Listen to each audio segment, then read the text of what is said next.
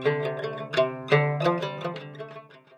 afternoon. Welcome to today's session of Tibet Awareness Talk series organized by the Tibet Museum. Through this bi-monthly series, we aim to raise awareness about Tibet and its current situation by inviting researchers, scholars, and experts to share their insight. And for today's series, we are honored to have with us Mr. Jorrit Britschgi. And Mr. Britschgi has been the executive director of the Rubin Museum of Himalaya Art since 2017. Before joining the Rubin, he was head of exhibition and publication at the Museum Readbook in Zurich, Switzerland. And for 15 years, he served as managing publisher of Arbutus Asia, one of the leading scholarly journals in Asian art and archaeology. He earned his MA in art history and sinology, and later a PhD in East Asian art history from Zurich University. Beyond his academic research, he has taken part in archaeological excavation in Eastern China and Bhutan, and has curated numerous exhibitions, especially on painting from the Pahari region. Mr. Britschgi has received grants from federal and private foundations to pursue his studies and research. In addition, he is a 2017 alumnus of the Getty Leadership Institute and continues to contribute his expertise as an advisor to museums and individuals worldwide. We will now begin with Mr. Britschgi's presentation, followed by question and answer, so that all are welcome to share your queries or thoughts at that time. Good afternoon, everyone. Thank you so much for inviting me. It's my pleasure and honor to talk a bit about our work. Before I start, can you hear me all right without the microphone, or should I use a microphone? It's okay? All right. Otherwise, just give me a sign and I'll try to speak up or use the microphone. And thank you for the introduction. Just also a bit in the way of my background. So I'm, for a museum director, very traditional art historian. Became a museum director, and I've always been fascinated. And my specialty is Asian art, but I've always been fascinated by Himalayan art, and I had this opportunity to start working for the Rubin about 9 years ago. And Pahari painting is what I did before, so it feels like the circle is now completed.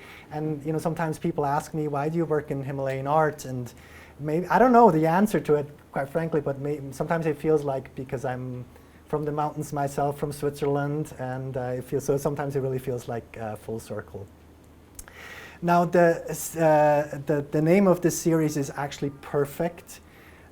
It's awareness, and what I'd like to achieve today through my presentation is to give a bit of awareness of how the Rubin has shifted, has changed, has transformed. I'm sure all of you have heard maybe a year and a half ago that the Rubin Museum has closed its physical location, its physical space. And we've embarked on a journey of trying to become a global organization that really has the goal of spreading awareness around the arts from Tibet and the Himalayan region globally. So we work very differently. We work in partnership. We work around the globe. We travel a lot of projects. And some of the things I would like to share with you today, so to speak about how we go about our work. We get a lot of misconceptions. The Rubin is closed, is no longer. The Rubin is very active, perhaps even more active than before. It's just how we go about our work that has changed quite considerably. So, traditionally, we have a lot of work to do in challenging people, what they think when they hear museum. If you read a definition of what a museum is, it nowhere mentions a building. So we are not about the building, we are about promoting the art that we have in our collection and what we can learn from it.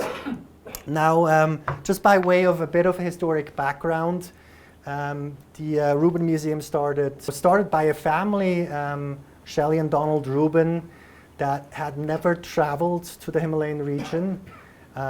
They had, by happenstance, come across this very painting, which shows a white Tara, on Madison Avenue in New York, and started collecting until they had realized that they had quite a large collection of tankas, and wanted to find a way to share this with the wider public.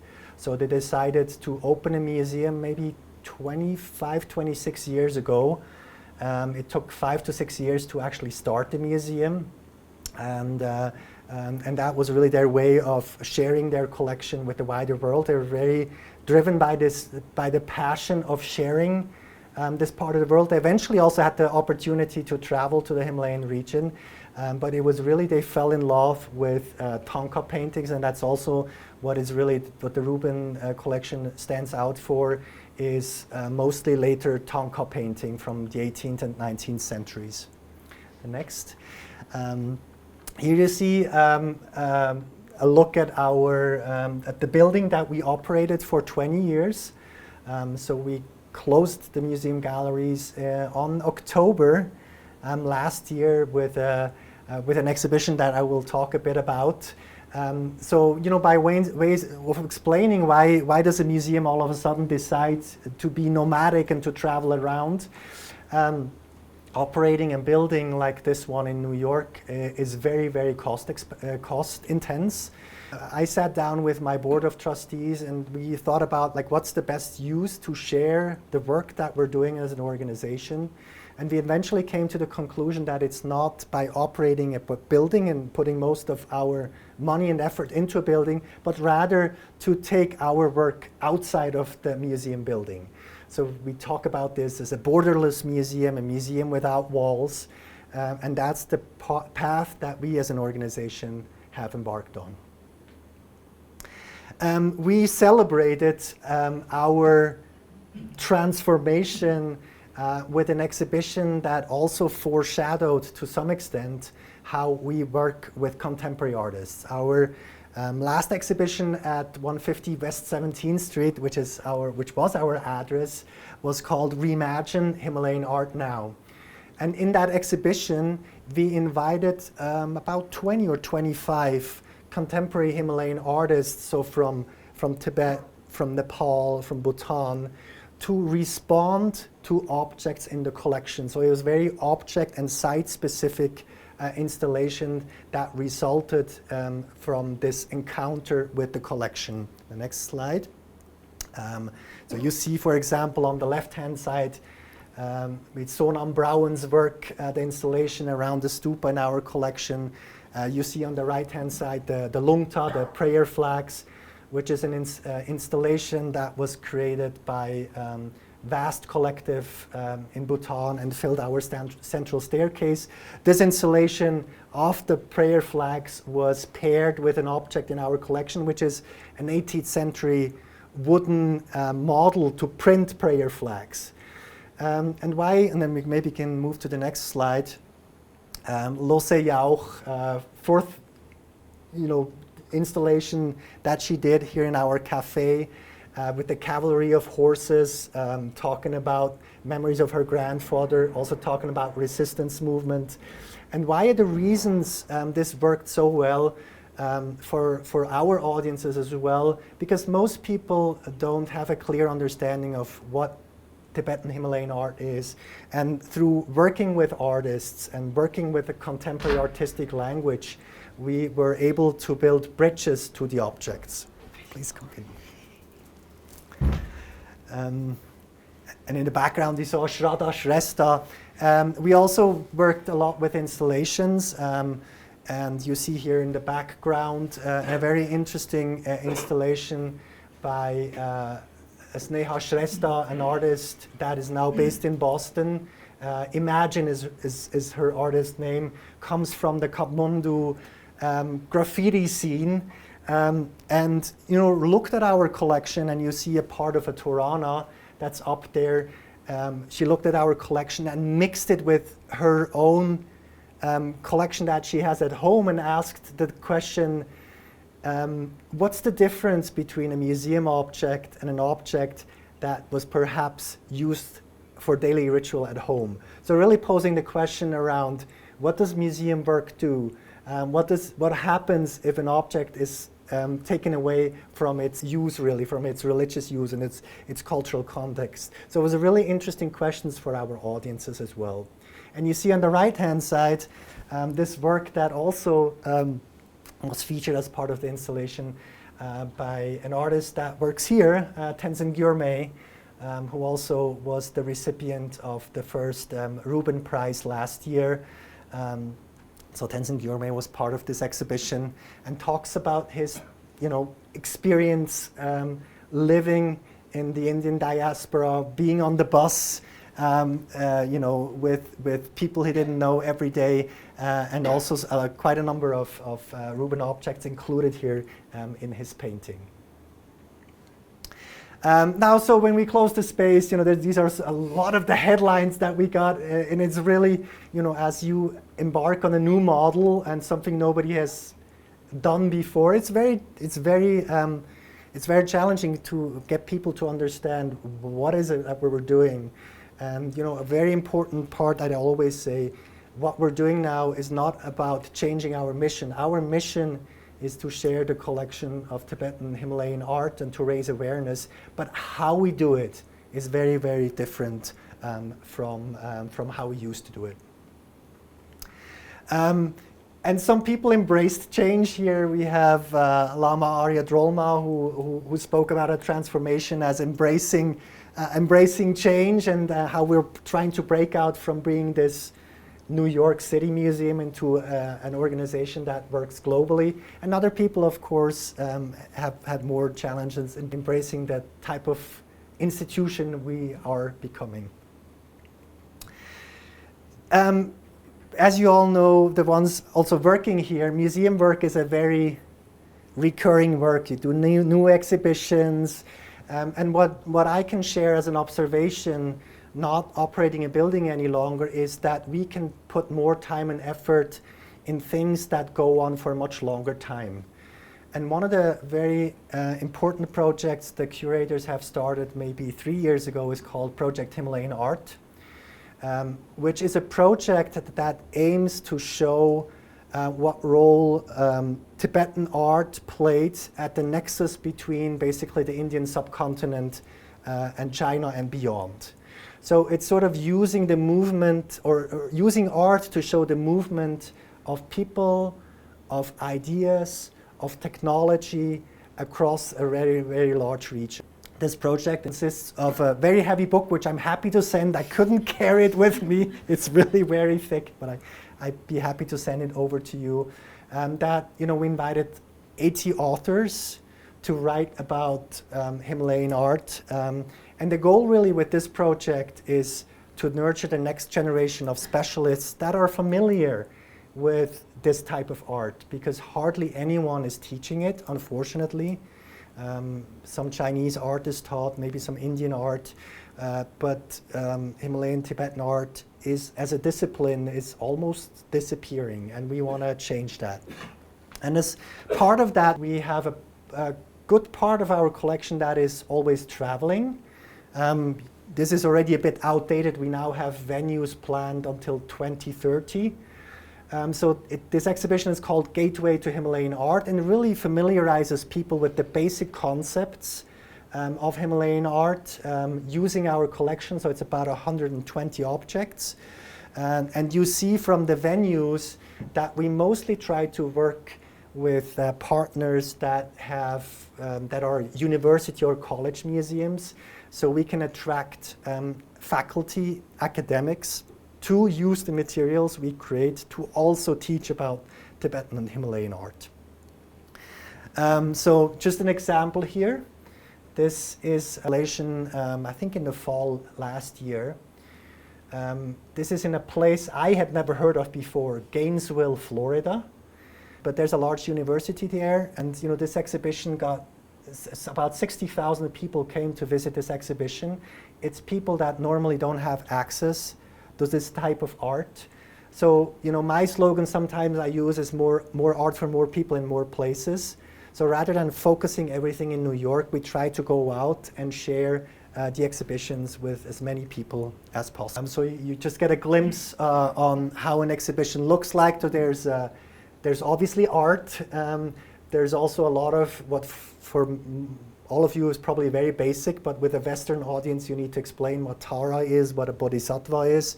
And we also have a lot of QR codes that take people to films or further resources so they can learn more about this type of art. We also have included a shrine cabinet. So people get a bit more on the context of the art. This is not meant to be a secular space, of course, but it's meant to convey people an idea of how the art was used in context. So that also travels as part of the exhibition. And lastly, the third part of this project is a very large database or a platform that it's not about the Rubin Museum's collection, it's really about the art. So we write about monasteries in Tibet, we write about sites in Bhutan, we write about technologies. It's really meant to give the world reliable information around architecture, about sacred sites, but of course also around the art. And that, is our goal for this to become the go-to resource for people to allow to inform themselves. And we're also, thinking about how we could, for example, make this available in Tibetan, right? And to translate, or have AI perhaps translate some of it. And that opens new opportunities for us. Good. So then we also have another traveling exhibition that has toured a bit in Europe and will next be presented. There's smaller pop-up versions, but the next big one will be presented in Athens, in Greece. It's the Mandala Lab. The Mandala Lab is based on a particular mandala in the collection.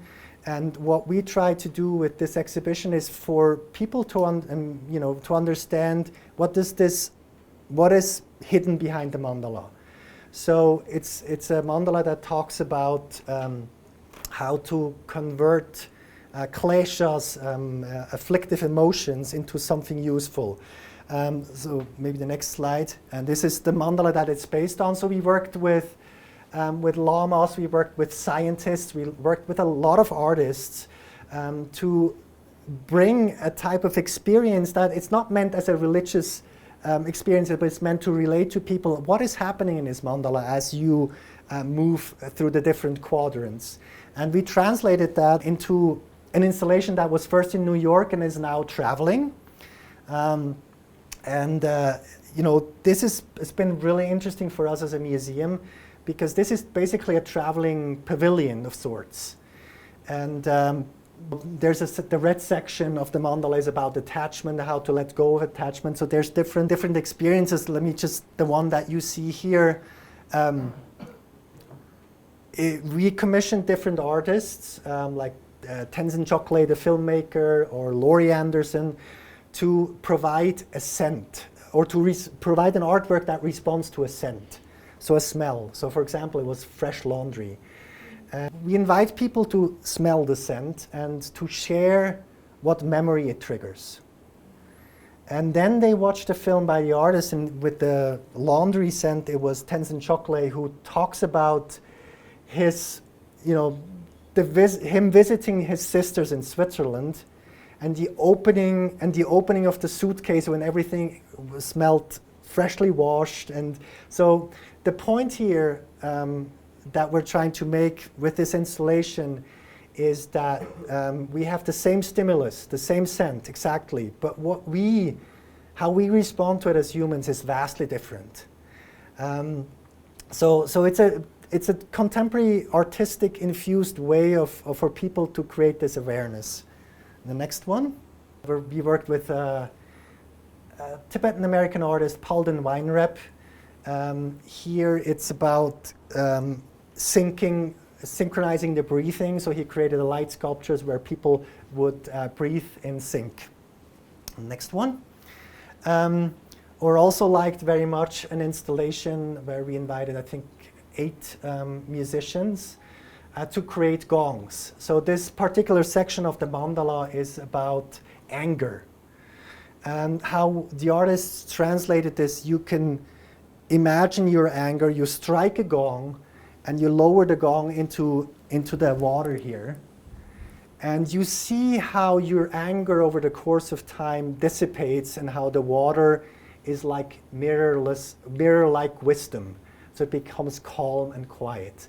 So it's really sort of exercises that we're asking our visitors to do. And through that, they're generating this awareness of, oh, this is how I can turn an afflictive emotion into something useful. And obviously, this is also informed by sea learning. You all know that His Holiness has developed the sea learning, and I think it was announced in the late 90s, I think, with Emory University. So we also worked with Emory University and created a sea learning program that's based on the Mandala Lab that we're now rolling out right now in schools in New York State. So there's, I think I have a slide about this as well, where we work with schools, but we also work with educators so they can use the materials from the Mandala Lab to share with their classes. So it's a way of, in a way, bringing a bit of the awareness of what some of the Tibetan Himalayan art is trying to teach us into a secular context.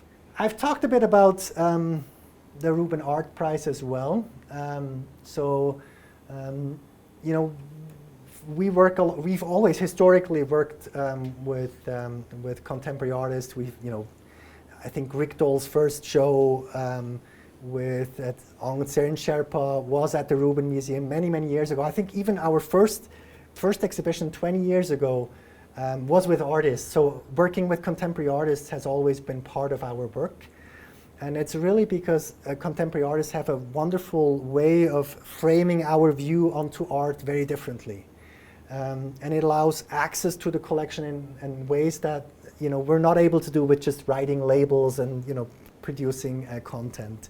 So we also encourage ongoing artistic creation, and last year, as I had mentioned, we established this prize. And this prize is really not meant to be for established artists. It's really meant to be an encouragement for artists that we feel are very promising and eventually can make a mark, right? And the first recipient of the Rubin Prize, as mentioned, was Tenzin Gyurme. Just spent some time with him yesterday. He said it's made a big change for him, and that's what we would like to see happen, this sort of awareness, both here, but also globally for the incredible artistic work that's going on. And the next prize winner we will be announcing soon, before the middle of October, so I'm sure you'll be hearing about that. Now, as we don't have a space, and we're engaging with a lot of partnerships. So we're, smaller partnerships that we're doing. Repatriated an object back to Nepal in 2022 or 23 that unfortunately turned out to be stolen. And it was from this monastery that's very important in Kathmandu called Itumbaha. And so I started talking to the secretary of the organization that manages this space, and I said, how can we collaborate? And he said, we actually have had a desire to open a museum as part of the monastery. So they had empty rooms basically, and we started a partnership with them, which led to the establishment of the Itumbaha Museum. It may seem very basic work, documenting all the objects, and it was incredible. The Guti is the organization that manages those, those sites. They came together, the elders came together, they brought objects from I don't know where, and recorded all the stories. We did an inventory, and then we, helped them create a concept for the galleries to tell the story of Itumbaha, but also to tell the story of certain rituals that are held there. And although this project was criticized, Western concept of a museum as part of a monastery, I think the vision of the secretary is really strong, because a lot of those organizations have issues to finance their operations. The next generation is not necessarily interested in, and he said, I've had a dream of having this museum because I think it helps people to have awareness of how important those sites are, and also to keep it going and to keep it thriving. So this is open 2 years ago, and we'll see how it develops. But that's one example of a smart partnership. And the next one is a public art installation that we opened last week in Jackson Heights with an artist from Nepal. We worked with the Department of Transportation and did this public art commission. That is there it's called Diversity Plaza, I think, just under the subway. A way to show contemporary art in a public setting. Next. What we're right now working on is a collaboration with Bhutan. This is the birthplace of, I think it's the fourth, maybe it's the fifth king of Bhutan. It's been turned into a museum. The Rubin team is working with a local team there to things like collection management or visitor experience. So this is a museum that's just opening, and we're sort of providing exchange for how we in New York used to operate things, and that's helpful for our colleagues there. We're also going to Bhutan next spring for all the museum colleagues there to have workshops together. So that's another function that we have, sort of strengthening. I believe in museums. I believe in the power of museums and strengthening those relationships across the world so that the museums can really be thriving. What's with our collection? Of course, it's not the goal for the collection to sit in the storage. Of course, some of the art has to be protected from too much exposure and light. But we use our collection, you have seen, for traveling exhibitions. But we also started a collaboration with the Brooklyn Museum, where we installed the shrine room that was for, I think, 15 years, was part of the Rubin installation. We installed that at the Brooklyn Museum for a 6-year partnership. With the idea of, we don't want to disappear from New York, we want to have a sort of presence, and now it's through the Brooklyn Museum that we're able to allow people to learn more about art in context, and I think I have an image of how that looks like. Again, not meant to be a religious space, but of course it has a lot of atmosphere, and there's a lot of didactic information about the types of objects, what are the tormas, what is the furniture that you see here, what are the offering bowls, again with this sort of very basic educational mission that a museum has for people to learn about different traditions about art and what it means. So just the opening of the photo from the opening of the installation at the Brooklyn Museum, and Tendor Law, who some of you may know, Buddha image arriving somewhere in a village, people would come together and celebrate. So that's what he did at the Brooklyn Museum. Very befitting way of looking at things. And you see some of the Rubin team and some artists, Paul and Weinrep you see there as well. Yeah. Then we have also other programs where we share our collection with other museums. Again, we want to strengthen the representation of Tibetan and Himalayan art in galleries, and I think one of the things I see happening at a larger or smaller museums as well is that typically India and China is well represented, but Tibet Himalayan is like almost not there, right? And we can come in there and do long-term loans to institutions where we also ask them to point to our educational resources that we have done with the goal of raising the awareness of this really large region that played such an important role as a crossroads between the Indian subcontinent and China. So that's really a part of the strategy here. Lastly, we also embarked on a grants program, which is very nascent. We started this last year, and the second year is now. So we also, it's not typical for a museum to give grants, but we are in a new phase and we started giving grants in two categories. One is grants for artists, where we support artists or collectives in the creation of new artwork, always with, traditional art, as we'd call it, in mind. And the other thing is really for us to fund research, to support the ongoing documentation of arts and architecture as well. And I believe I have two examples here. And this you see outside of the Tibet Museum. We supported Studio Nyandak, basically getting into the archives of the U2 spy plane images, and really documenting of what religious sites, but also villages and cities looked like before the Cultural Revolution. So I think it will give us an important insight into the destruction, but also how things have changed. And I think they're now geo-referencing everything. We know a lot of the sites now. There's additional historical information that's being paired with those sites, and it's I found it a fascinating project to document that. Another example, this is from last year for arts grants. We're supporting video work by Kunsang Kyurong, based out of Toronto, for an exhibition in Vancouver.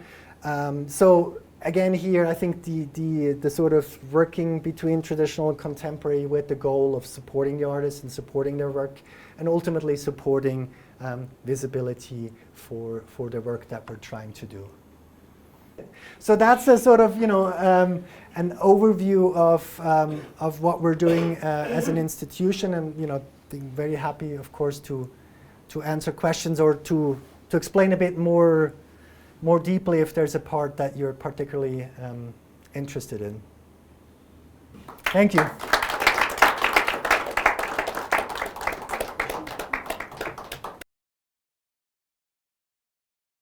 Sorry, does Rubin has plans to reach out to, like in China or in Tibet, museums that are established in Tibet maybe? Is it even possible? Very difficult. And I think you have seen from the type of partnerships that I've talked about. Nepal, we've worked in Nepal, in Bhutan. I'm also hoping to get something started in India. In Tibet itself is very hard to work. We sometimes get grant requests from Tibet to collaborate, but other than that, it's very difficult. Yeah. So what happened to that grant collaboration? What happened to that? Did it materialize? Or? I can't talk about it because it's only going to be announced to the grantees today, actually. So I'm not sure if the emails have gone out yet. Yes. And I think we will be announcing all the grants that we're giving this year, also around the beginning of October, and they will be on our website as well, and we'll do a press release and yeah. Oh, sorry, just one more question. Sure. Are there any more sort of like interest from the artist based in Tibet that shows any interest in participating in Rubin Museum, or has that changed over a period of time? No, no. Other than the challenges of working with artists that are based in Tibet, we collaborate with a lot of artists that are Tibetan but are based in India or based in Nepal or based elsewhere, right? So that, or based in New York or Toronto or Vancouver, or Switzerland, worked with Sonam Brauen, or think about our work being global. There's all those, different diaspora communities. But in the past, have you collaborated with any Tibetan artists from Tibet? I think we've shown works by Gade, and we've shown works by Gonkar. We've shown works by okay. So yes. yeah. The Has that dwindled over a period of time? it's certainly more. It's become more difficult. Yes, yeah. Hi, this is just a question about the object that was returned to the Nepal. Yes. Museum in Nepal. If it's possible to tell us the story of how that object's origin was traced back. Yeah. Was it an initiative of Yeah. the curatorial research team at Rubin that Yeah. took the initiative, or was it Yeah. outside the museum? It can go both ways, right? One is there you do ongoing research and discover something, or you're alerted to something from the outside. Here in the case with the Itumbal, it was Lost Arts of Nepal that published a photo and had matched the Rubin object. So we started, looking into that and doing our own research. So we, sent the researcher to Itumbahal to talk to the community there to learn a bit more. If something is photographed in situ, what it gives you is a date. If you know the date of the photo, it gives you a date of when the object was still in situ. But it doesn't, of course, doesn't talk about why it's no longer there, right? And then can have a variety of reasons, from earthquake to redoing decorations on the temple to theft, right? There's a whole spectrum. So there's a lot of research needed to sort of understand, hey, what really happened there? And oftentimes it's shown as black and white, but it's not. Oftentimes there's missing information, and you just have to navigate your way through and try to make get to an understanding of what it is that likely happened. So this was, with the Itumbahal, that was particularly, we were alerted to it from the outside and started conducting our own research. And as you know, museums are oftentimes in the history of an object exchanging hands, and we're often the last station, right? Because museums don't really, they don't sell their art, right? So it often ends up in museums, trying to trace the ownership history is very complicated and very complex, and oftentimes there's also big gaps where you just don't know exactly what happened. I'm a little bit ignorant in this subject. I just want to know, have you faced any backlash as a museum, as an exhibition, or anything using the Tibet name instead of like Himalayan? Yeah, it's a Because big. of course I understand. Mhm. And second, like let's say that my boyfriend's aunt has a shrine Mhm. that came from Tibet and ends up in the museum. Like, what's the difference between like the daily life thing and like which one is more important? Is it the same, or it depends on the piece? Or I want to know. Yeah, sure. Yeah, I mean, we all know that recently there's been a flare of debates around and Tibetan Himalayan that was mostly sparked by two museums in France, the Quai Branly and the Guimet Museum, which is the National Museum of Asian Art, and then an exhibition at the British Museum, right? We've actually, the curators, we have met with American curators of Himalayan art or Asian art in March to just alert them to some of the things happening. Because there's not all, I think some of it maybe because it's being pushed in a certain direction, some of it may just be a misstep, right?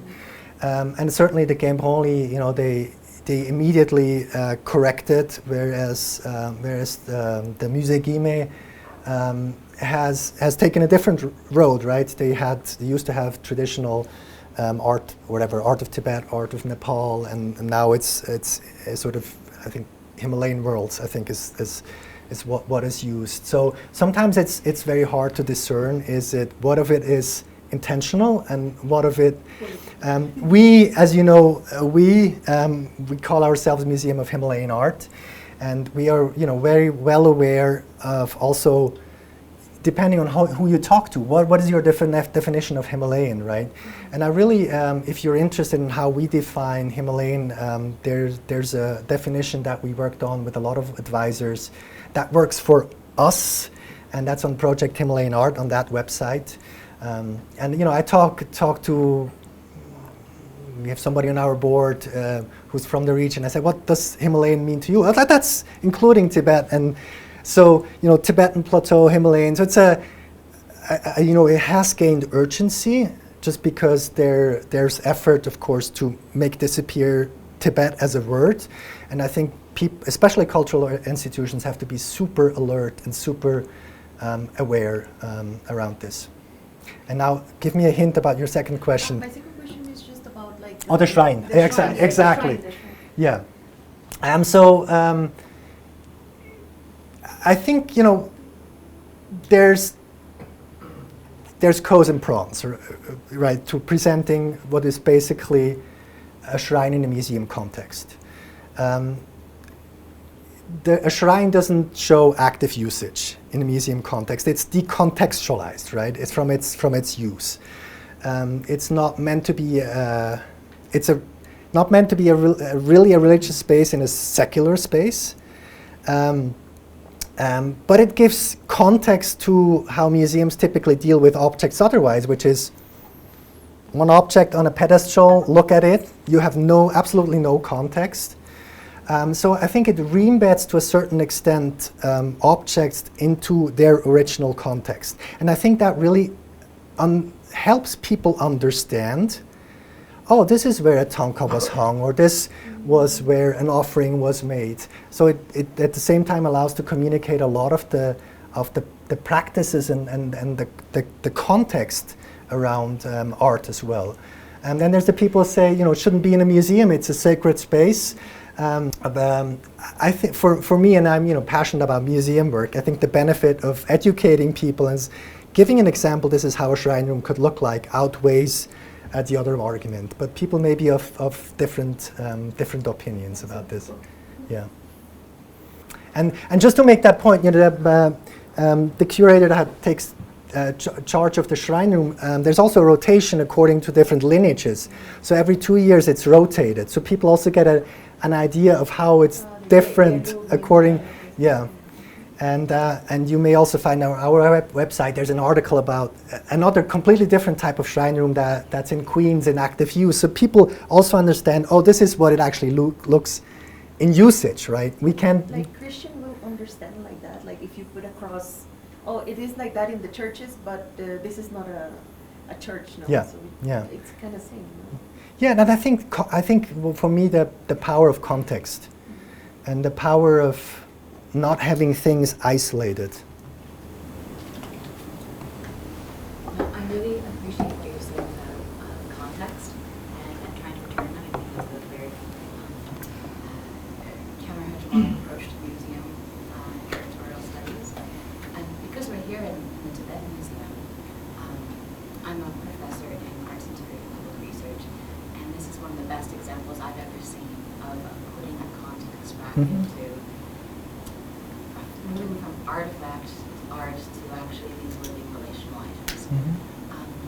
Are you planning on expanding this kind of public partnerships and collections to places like this? Yeah, I'm certainly open, and or we're certainly open. I think people also have to understand our self-definition of an art museum, right? That's our approach. We look at art, right, and that's how we do things. But I think I think there's benefit in partnerships and exploring partnerships, because ultimately it helps the cause of spreading awareness, really. And those partnerships can look outlined a few, whether that's helping colleagues in Bhutan figure out visitor experience for a museum, or whether that's actually helping setting up galleries. At Itumbaha, there can be vastly different approaches. Yeah. I think there's probably no better stewards on the planet than the Tibetan experts here, Colin Armstrong. And I really hope that the next time I come to one of these public talks, it's an announcement of this amazing return of these artifacts to this community.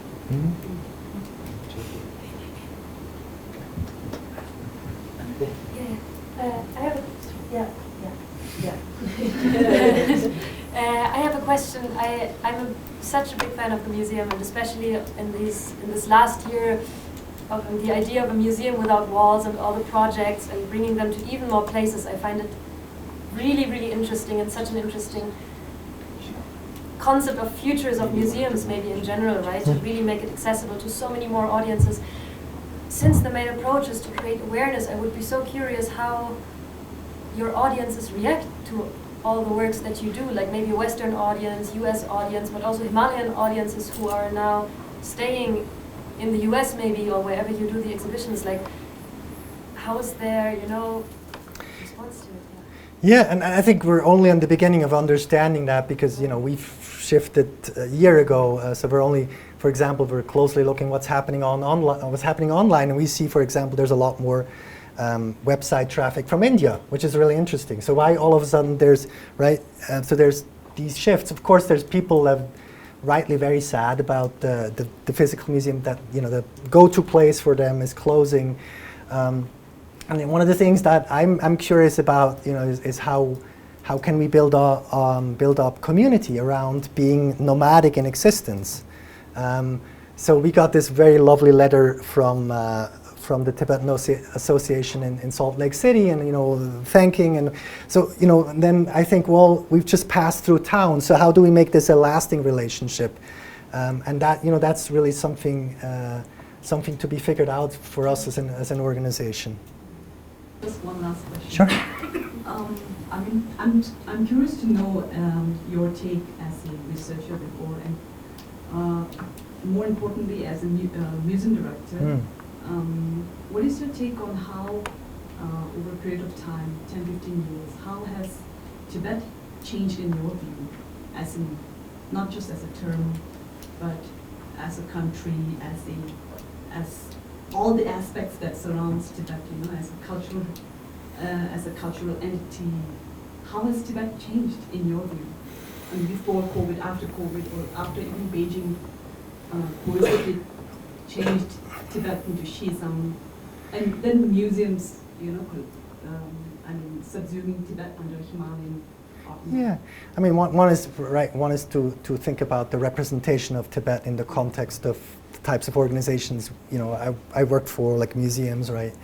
The other is, and that's not maybe not 15 years, but just change of global dynamics that we're right now seeing. Somebody said to me yesterday, it's like reset on the world stage. Everything is shifting now, and I think a loss of visibility is for Tibetans is a huge topic, right? Geopolitical powers are shifting, so that's why I even feel more emboldened that the work we're doing is, or trying to do, is important. So certainly, I think danger of loss of visibility, and we see more. There was this incident in Bangkok, right, with art being censored and taken away. So that's just the sort of, I guess, the tip of the iceberg of how political power, economic power is influencing the art world, right? And I think we'll more likely see more of that in the future. Let me ask you the last question, if there is no question. First of all, thank you. Thank you so much for coming here and taking us through the journey of the Rubin Museum. So in the beginning, I have 3 questions, but throughout your presentation, one of the questions is solved. The first question is regarding the provenance. Mm-hmm. We all know that the Rubin Museum housed a bunch of collection from Tibet, mm-hmm. Particularly displays during the political upheaval that happened in Tibet. Mm-hmm. So how do you make the provenance of the artifact and making sure that the voice of the Tibetan are captured? Mm-hmm. So that is the one question. And the second one is regarding because you deal with the Himalayan art and the artifact. Mm-hmm. So most of the Himalayan artifact doesn't only hold the materialistic value. Mm-hmm. They hold more intangible values, and the people are associated with them primarily through the consecration, which makes them invaluable. So when you collect this kind of object, at the time of conservation, at the time of displaying this object, how do you make sure that this the culture heritage is intact throughout the process? Thank you for those questions. On the first one, we try to work with the Tibetan community in various, and one is contemporary artists, but also the other one is how can we as an organization record more and bring more to the forefront voices of the Tibetan community. So that's one of the things that we're trying to do. I think there's always, or there can be, this challenge of the concept of a museum in itself, and it sort of speaks a bit to your second question as well, right? Museums tend to ascribe the highest value to the aesthetic, artistic qualities of an object, and also to preserve it for as long as we can, right? Whereas the inscribed religious cultural value may be very different from that, right? What does it mean if an object holds an enormous religious meaning, but it's used, it's venerated, it maybe degrades over the course of time? And I think there sometimes we have conflicting opinions. The museum says, well, we need to preserve for future generations, where actually the religious use may be the way more important thing than just preserving the object is. So I think it's really a field of tension between the secular space of the museum and the religious space of what the objects were made for, and consecrated objects. And I think also, it sort of is into the question of the shrine room to some extent as well. I'm